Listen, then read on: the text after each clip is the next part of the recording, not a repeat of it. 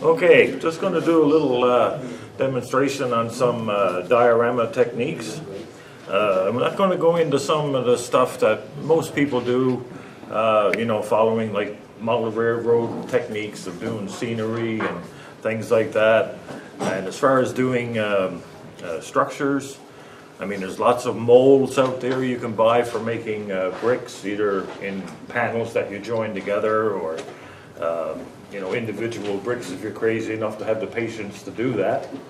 But I came up with a couple of different methods of making bricks that are a little bit different than the mainstream. And the first one involves making bricks out of super sculpting and then baking them. And what I did, I made a kind of a push mold, I guess you would call it. And what I do is I take this thing that I can use to roll out the super sculpty putty while it's soft and pliable, and make this the thickness that you want your bricks to be. And then this is simply a piece of rectangular brass tubing with a piece of wood that fits in there kind of like a piston. And all I do with this is to push down and push out the little brick. Where'd it go? Oh, it didn't come out. Okay. Yeah. Stage fright. Yeah. And what was that you said about having patience? Bad crowd. Okay, there it goes. Yeah. And then you can just push off the little brick. And then to set them, this clay is, you can bake it in the oven. Form it to anything you want, bake it in the oven. And the clay was tinted with just rust-colored, brick-colored pigment, which seemed to, just mix in really well. This the stuff starts out like a kind of a beige, pale flesh color almost. Is that what the Vallejo pigments you were using, or did you use something else? Yeah. I just used the Vallejo, burnt sienna. What else here? Yeah, burnt umber and dark red ochre. Yeah. And then you can sort of vary up the coloring. You mix up a small batch of this stuff, roll it out, and punch out all these bricks. Normally I'd take a heat gun and kind of partially dry them, like gently, so they don't blow around. And I just put them in like a tin foil baking dish to keep them from blowing around. But once you make up several thousand, then it becomes easy. Yeah. And so that's how the walls were done on this particular structure here. Now, there's not bricks underneath all of that, only bricked in so far, and then filled in the rest with plaster. Yeah. Right? And then also dragged some of the plaster out over the top of the bricks to look like, stucco or plaster coatings that they put on old buildings outside the bricks. But that is a very time-consuming method, to say the least. So then I got thinking, you see the guys with the wargaming stuff doing buildings out of foam core board.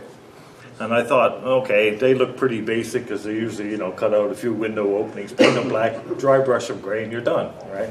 Which is great for wargaming, but for us guys that like to do a little bit more detail, I thought, okay, how can I do this and not have to make all individual bricks, but yet make it look half decent? And there was a guy on the net that had done some embossing by using a paintbrush that he took the bristles out of and then made it into just a square embossing tool like this here. Or I've used just some K&S rectangular tubing to do the same kind of thing. So I've got several different sizes of these that I've used on just different structures and things. And they work quite well. They indent the foam quite well. But getting back to the foam core board, when you get this stuff, of course it's got the paper on it. Don't try making buildings with this stuff with paper, because as soon as any kind of water-based paint or anything hits the paper, it'll warp all crazy on you. So the first thing to do is tear the paper off, right, on both sides. Get rid of that altogether.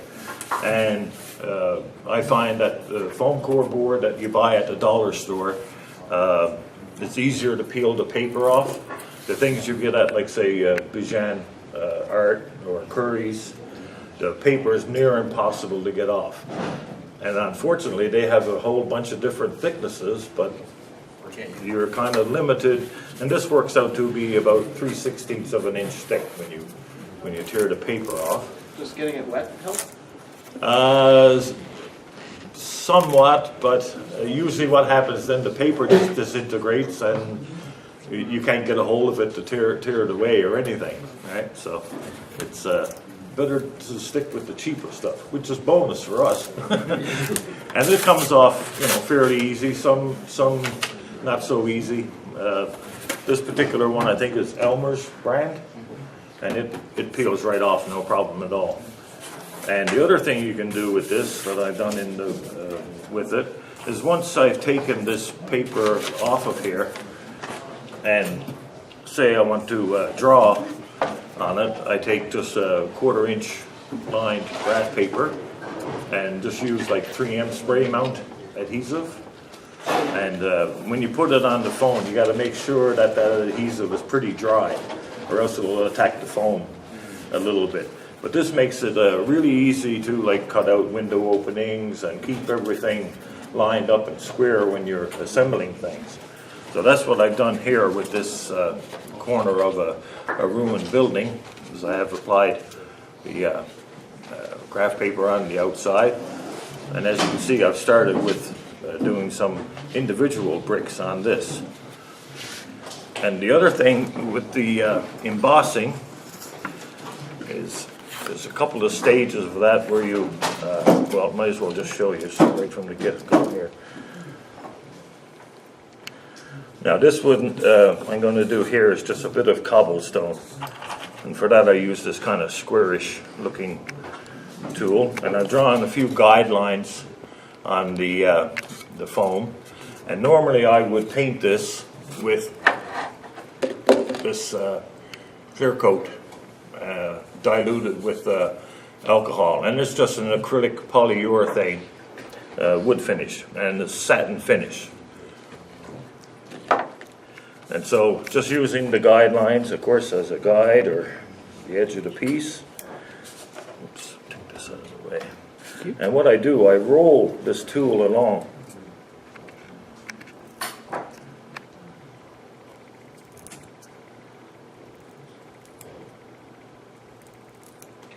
So the foam doesn't jump back into its shape? It kind of puffs back up a little bit, but as you can see, that indents it with light pressure. Hard to see in the light, but yeah. Yeah, and if you hold it to the light at the right angle, you can probably Yeah. see the indents, right? So you just keep going along, row by row with this.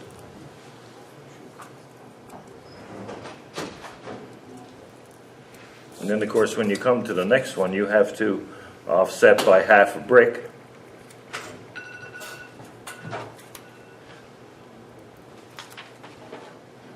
And what I found works good is if you adjust your work light to an angle, then you get the shadows where you can see the pattern in this. So then you continue with that, and like with this piece here, did that like in basically a couple of hours, the embossing of all that. So it's, you can do a lot of brickwork in a short amount of time. And once it's embossed, then I go ahead and start in with just a base coat of paint, and then paint a few of the cobblestones, a few different colors. And then I go in here with my mortar, which I'll talk about a bit more in a second, and then using more pigments and paints, washes, whatever you want to do. And once you seal this with the clear satin coat, you can pretty much use like dull coat over it very lightly. Don't get too heavy with it because it will bleed through and melt the plastic. or the foam. And then to do, like, say the brickworks on this building here, that was done, again, embossing, but just using a smaller tool for the size of the bricks that you want. Where is it? Yeah.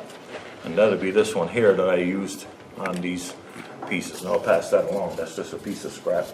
So all that was It's embossed. just a piece of scrap. Just shut up. Yeah. Well, how do you determine the scale brick?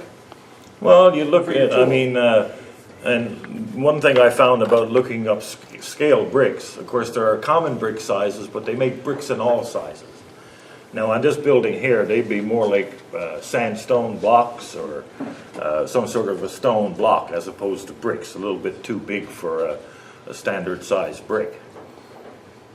But you can look up references of that easily online to what you want to model. But I find that, like, if you look at buildings, you can kind of get an idea. Okay, you know, this would work, even though it might be slightly off scale. And don't forget, this is going to be, you know, not your primary focus. I mean, it's to accent the model, you know, rather than be the prominent feature. And so, and then with the embossing the bricks, what I do after that, I saw this guy on YouTube. He had used plaster molds to make brick wall sections, and then he used sandblasting sand, which is like about a 220 grit, I think it was he used, and he spread it over the brickwork with the bricks laying down flat, like you would with interlocking driveway pavers and things like that, and then spread the dry sand over top, and then use the brush to brush it in between the bricks, and then set it using pigment fixer. So what I thought, okay, I didn't have any pigment fixer on the hand, and I certainly didn't have any 220 grit sandblasting sand. And when I checked into that, you got to buy about 50 pounds of the stuff. So I said, what have I got in the house, you know, that would be kind of a sandy material? And I thought, of course, you know, salt and sugar and all that. And then I said, okay, well, when that gets wet, of course, it's just going to dissolve. And then I thought baking soda, because it is little crystals, and it doesn't totally dissolve in water. Right, and I figured, okay, let's give this a go. And much to my surprise, when I'll do a little test on this piece here in a second, it worked really, really well. And by adding pigment to the soda, I can tint the mortar whatever kind of color I want. You know, either gray or light brown or, you know, whatever you would like. But it works really, really well. And with that piece that I handed around, that was done with that. And the bricks first were just colored. Here's a piece that just colored with basically brown paint first, then some pigments, and then sealed with my satin clear. So without further ado, I just have a bit of the baking soda here mixed with some light brown pigment, I think. Let's see.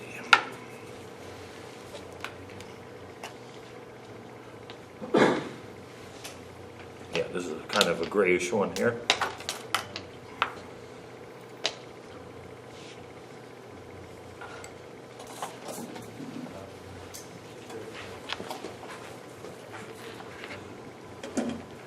Just sprinkle on a bit of that.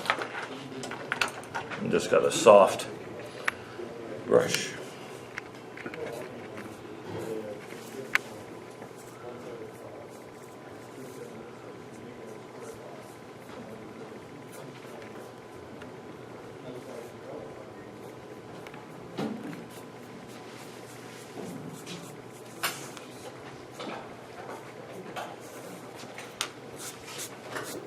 Then I just usually do that.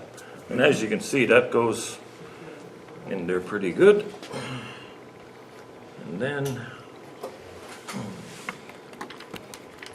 And what I've done here, I've taken some of my clear satin polyurethane and thinned it about 50-50 with 70% isopropyl alcohol. And that's just to make this dry a little quicker.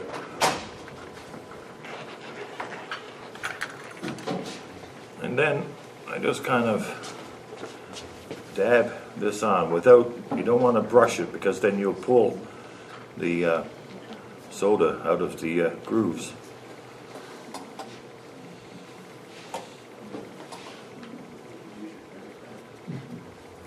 That's that. We'll just let that sit to one side while it dries. It'll be dry in no time. Ah, I didn't bring any towel. It's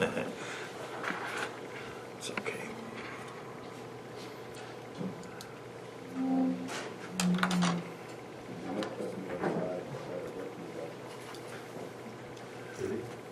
Now with that mortar, I've done the same thing using just a darker color pigment in it to do the in between the bricks to make it look more like dirt that's seeping up between the cobblestones. And like I say, you can go crazy with this and vary up the colors like I've done with this, just with pigments, and I've used oils on that. I think even some acrylics, just to really get a good variety of tones and colors on the cobblestones. And to do sidewalks, I just take a piece of this, cut it to rough sidewalk shape, and then I use my trusty scalpel and a ruler and just cut very lightly into following the lines with the ruler. And then I run like one of those 0.5 millimeter pencils along the grooves, and then that makes a nice line for the expansion joints, like that is usually in sidewalks that you see. And then what I can also do, I go in here, do some cuts, like there's cracking in the bricks. I can cut corners off, you know, to make it look like chip bricks. Go in there and take a hunk out of there. And then also, if I want to make that look like it's kind of sunk down in one corner, I just take a square piece of block, push down on it, and then it sinks the and once that's all painted up, and then it will come out like this. And all that's done is just with acrylic craft paints and a little bit of black wash to go in all the expansion joints and cracks.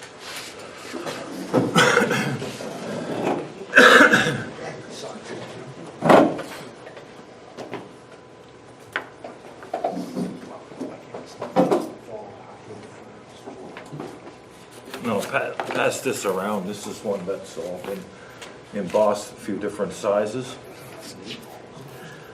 So once I was finished with doing this embossing stuff, I figured, okay, how can I make individual bricks out of foam core board? Because I was really interested in trying something like that. And as I've never seen it done before, usually you see, like I say, with the Wargamers, just one sheet of stuff with holes cut in it.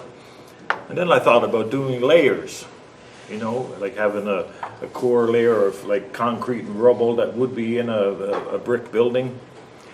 And I said, okay, that's perfect now for putting individual bricks on, because instead of stacking them and gluing them together, which is a real pain, you have a back that you can just glue them to.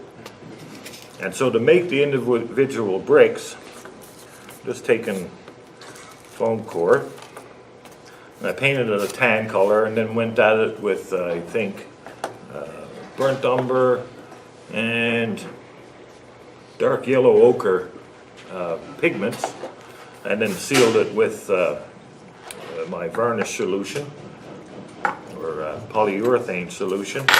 And then I made up this little tool that has a scalpel blade mounted in it and a spacer, so that I can cut strips of the brick material. And run that along. Oop, peel some of the paint off there. That's okay. So you cut strips, and then using a chopper, you know, with a razor blade, they were chopped all to length. So then you end up with a whole bunch of little bricks.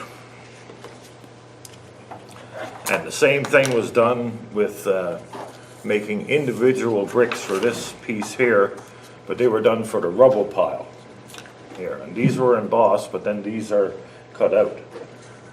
But they're pretty much identical to the size that was in there.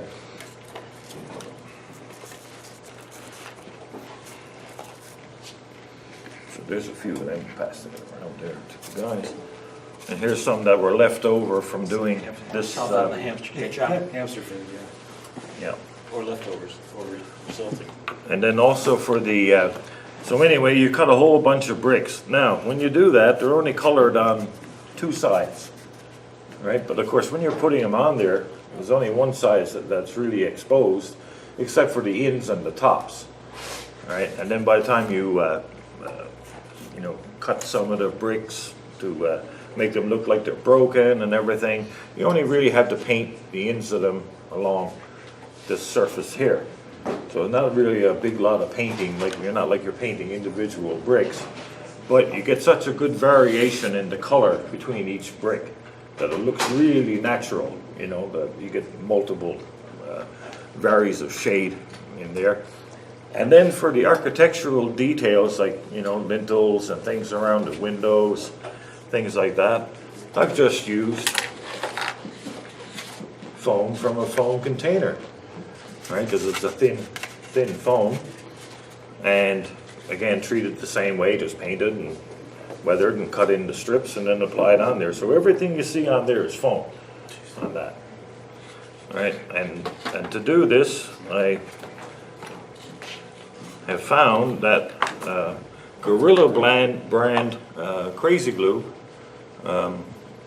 It's a little bit thicker than your average, like the normal Crazy Glue in the bottle, but it's not quite a gel. It's somewhere in between, and it doesn't seem to affect the foam very much. Some foams it does, some it doesn't. When in doubt, coat it with the polyurethane, and I've even done that with some of the strips. But then I found, okay, I didn't really need to do that, because even if there was a little bit of melting of the Crazy Glue, it didn't affect the outcome. So all I do with this is, I've already started a couple of courses of bricks on here. And what I usually do is just on the back.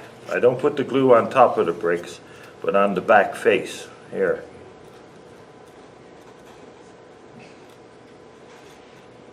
Run that along enough to do a few bricks.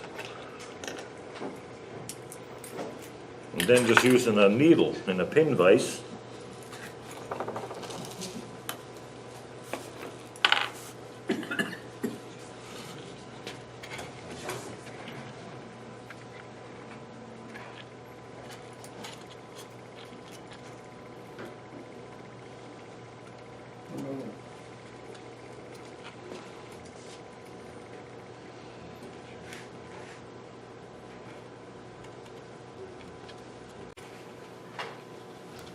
and also this glue doesn't dry really quick. You got time to position, so I just keep going along like that.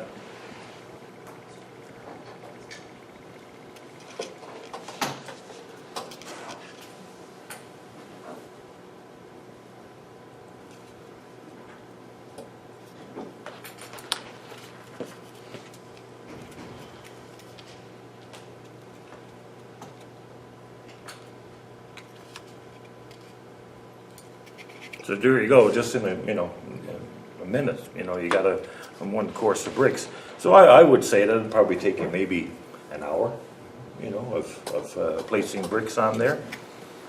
You just turn that around so it faces the camera, so we can, there you go. Yep.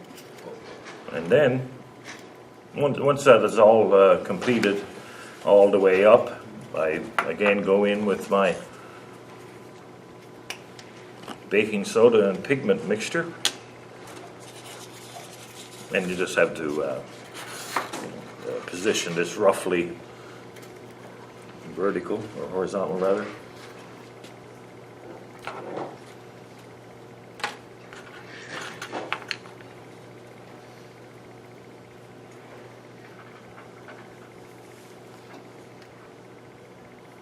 And you'd be amazed how much baking soda will actually go in between those cracks that are in the bricks. Yeah, how do you deal with the end? Like where the wall's broken? Right here? Yeah, all I do with that is I cut it out just in a rough shape, and then just sand it a bit to make it kind of look like concrete. You know, you could stick bits of wire in there to make it look like rebar. I noticed that You know. you did some of that. Yeah, and on here that's actually some beams, I-beams from evergreen styrene. You know, heated in a candle and bent to look appropriately smashed. The key. Yeah.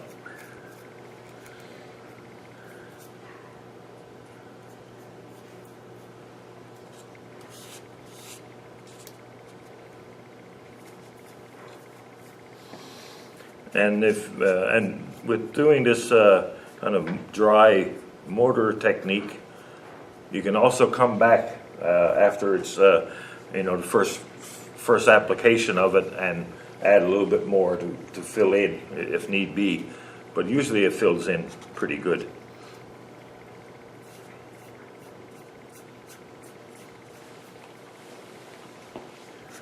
And you'll find that the baking soda kind of has this like shiny crystal appearance to it.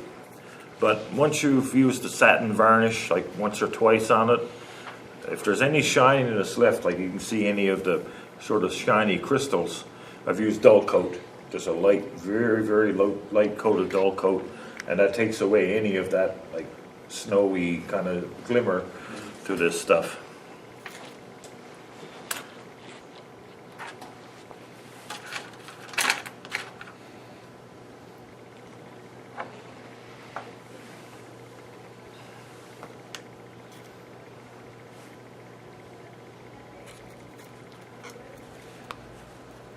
And it doesn't look like much. It looks like it has failed when you first put this on, but once it dries, it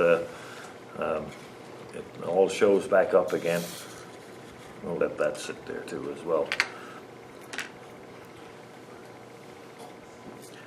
Now, one thing about doing ruined buildings, the rubble pile is very, very hard to do. And you have to keep in mind that there's a whole building that's now like kind of sitting inside of the perimeter. So it's going to be quite a pile of stuff. And I thought, oh God, like how can you make enough stuff to do that? You know, there's just no way, right? So I thought, okay, I got to fill that in first, and then there's only the very top layer that is actual bricks that have been cut out or pieces of brick. And all my little offcuts and everything, I'd save all of those, because that's my instant rubble pile. Right? And then I also take strips of the foam core that I've cut and paint maybe 50, 100 like individual bricks, and they're kind of the show bricks that go on the very top of the rubble pile. And then of course I put in there just pieces of coffee stir sticks that I've stained and burnt, you know, like little pieces of veneer that look like chunks of wood that have been burnt, you know, some 1/4-inch square basswood that are used for the internal beams, like the timber framework that would be inside of the building for the floors and such. So back to the rubble pile, what I do, I fill this up with like just scrap pieces of foam, and then use plaster of Paris that I kind of mix up, kind of like you would like a putty for, you know, doing your wall or something, a bit thick, and smooth it down, and then take a whole bunch of like just dried plaster that you just crush up into chunks and bits, and I impress that into the wet plaster.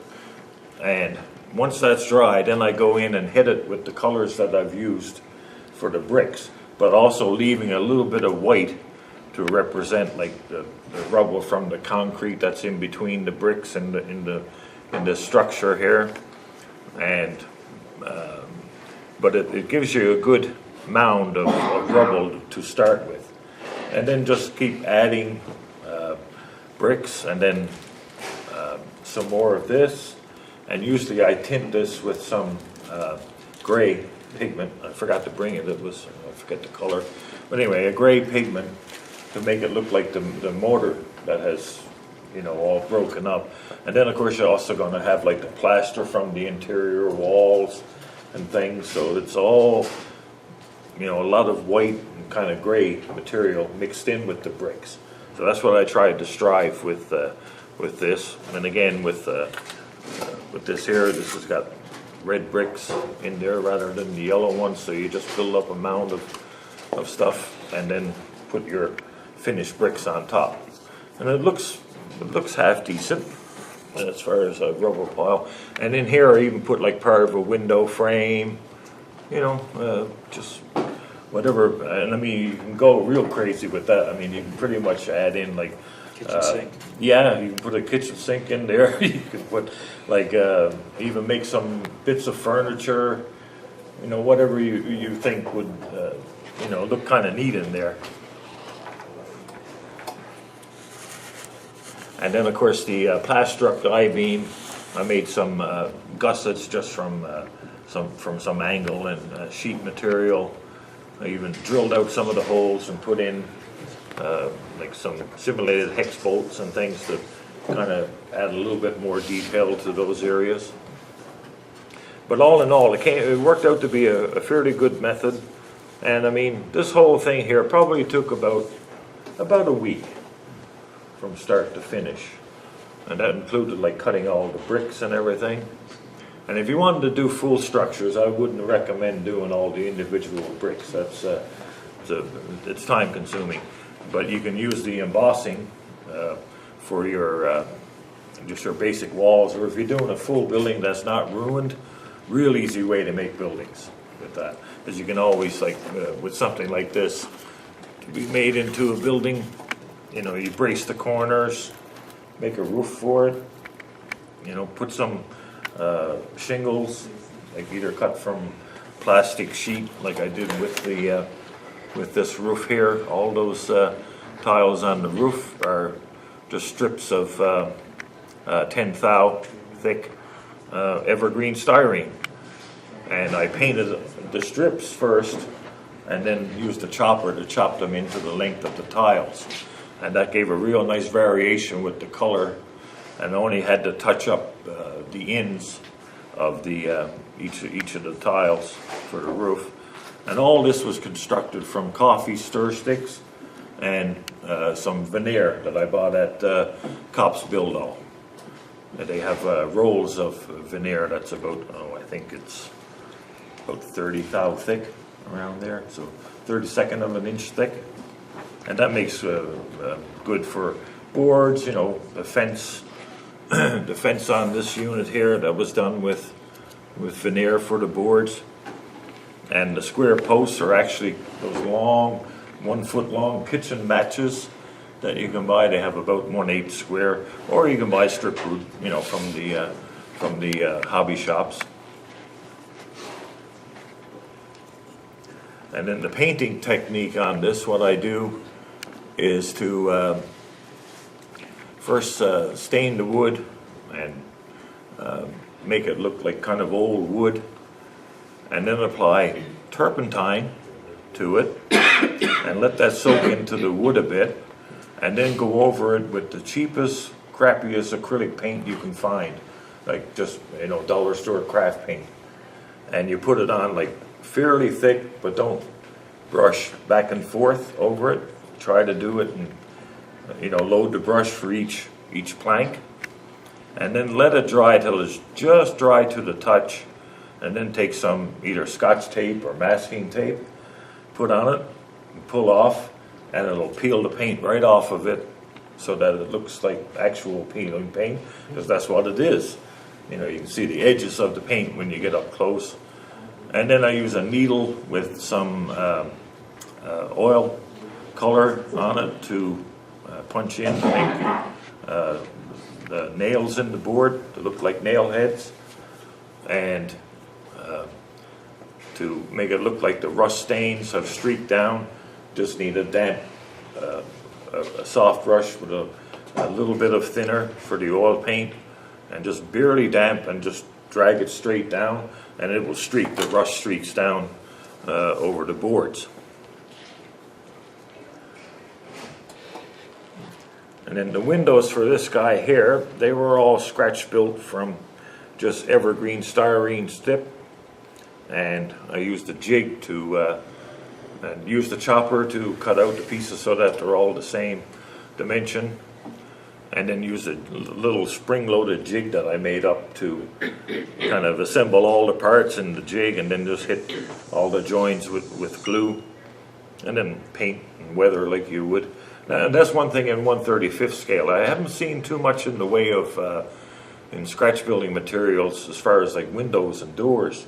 Doesn't seem to be too much of it out there. I think there's maybe a couple of companies that do some resin bits, but they seem to be a bit pricey. Mini Art's doing a set. Pardon? Mini Art has announced. Oh yeah, yeah, and they have some not too bad looking buildings as well. I haven't tried one myself. I'd like to get one and try it and see what it's like. But they look pretty decent on a diorama. There, Yep, 5 minutes. 5 minutes, okay. What else can I tell you about this?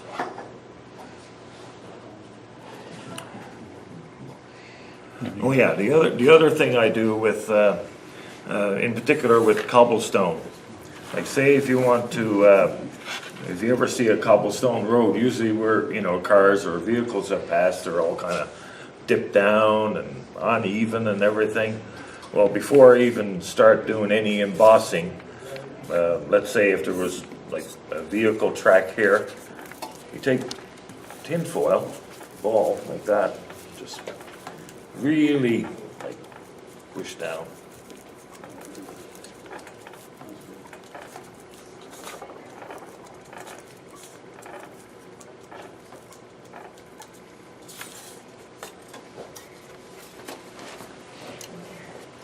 And that sort of makes the surface a bit uneven. So then when you go ahead and emboss, then you can even cut out like cobblestones to show that they're missing, or chip them or tip them a little bit down in those holes, and then go back in later, like say with you know, a clear varnish to make it look like a puddle in the cobblestone. And it looks really convincing. I did some trial pieces that I didn't bring along.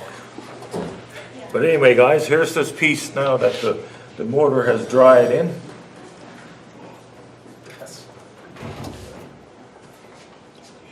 Yeah, that's pretty good. Where's your roof section again? Just if you can put it right there. The roof, Pardon? The roof section you're working on. Oh, Slate okay, roof. yeah. Yeah, just put it there and I'll get a close-up. Yeah. Because I'm sure people will be interested. Thank you.